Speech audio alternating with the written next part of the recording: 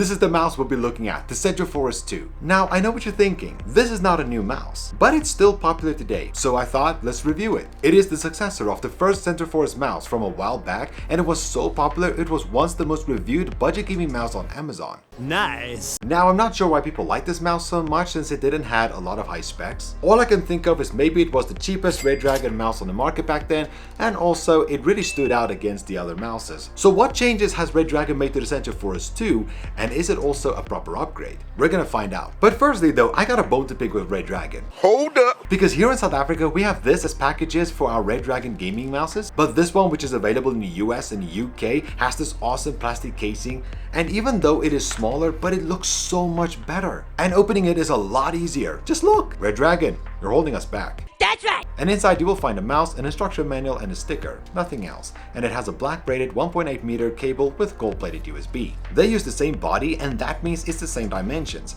the same number of programmable buttons. Even the bottom is identical, with 4 Teflon foot pads, the memory bow button at the bottom, and these tribal designs on the sides. It also comes with these adjustable weights that you can add or remove to make the mouse more comfortable to use, same as the old one. And the weight of the mouse and overall, it's still on the light side.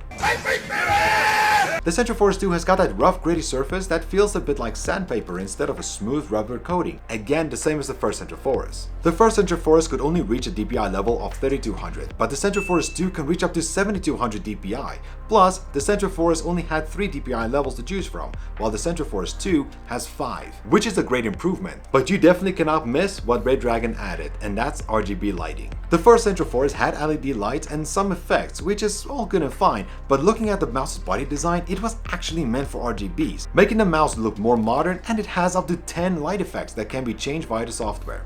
Nice. Now, speaking about the software, let's go. They kept all the settings on one page and made very little changes, as you can see with the old Centrophorus mouse in the picture. So they definitely went cheap on this. You are correct, sir. But make sure when looking for the software, you are searching via the model name, which for the Centrophorus 2 is the M601-RGB. Or you can just click on the link in the description below.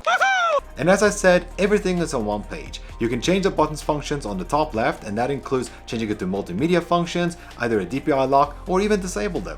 Plus, you can have the macro keys using the macro editor. And on the right, you can make changes to the 5 DPI levels that's available, changes on the polling rate of up to 1000 MHz, your mouse sensitivity, your scrolling speed, and double click speed. And then with the lighting, you can change the light effects and speed, and some of them you can even change the colors. The light effects are color streaming, steady, breathing, tail, neon, colorful steady, flicker, streaming, wave. And finally, you can turn the lights off altogether if you want. You can save all your settings in one of the 3 profiles at the bottom left, and even create up to 2 modes to have your settings saved on a mouse to just switch your settings via the mode button below. Now, to test out the mouse properly, we had to play a few games. And after that, my thoughts on the mouse, especially that it's a cheap mouse, I have to say that I do like it, and I am impressed with it for what it had to offer. It performed well without any issues, and is a proper upgrade from the first Centrophorus, making it good for games like Fortnite or Warzone, or games like Apex, etc. When this mouse was released, the original price for it was around 250 Rand. That was extremely low, and that works out in US currency about this much. But during the time and with the economy, the price of the mouse has indeed increased up to 320 Rand. And if you put this amount in US currency, it's still less than $20. And everything Redragon added to this mouse to make it better for this price, that's a wow factor. Wow. Now, I didn't get any issues with the mouse while using it, and that's a good thing. But I did pick up something that I believe is worth mentioning, especially since this is a review, but I'm gonna let you guys be the judge of it. And it's getting back to the mouse's rough surface. I mean, its goal is to provide grip, and it does that very well, and even better than some of the other Redragon mouses I've tested. However, I do believe that this surface is rough enough for those who's got very sensitive skin to the fingertips to cause a bit of irritation, or just being uncomfortable to use the mouse after a while. Then I wouldn't recommend this mouse because I believe in my golden rule. What do you mean by that?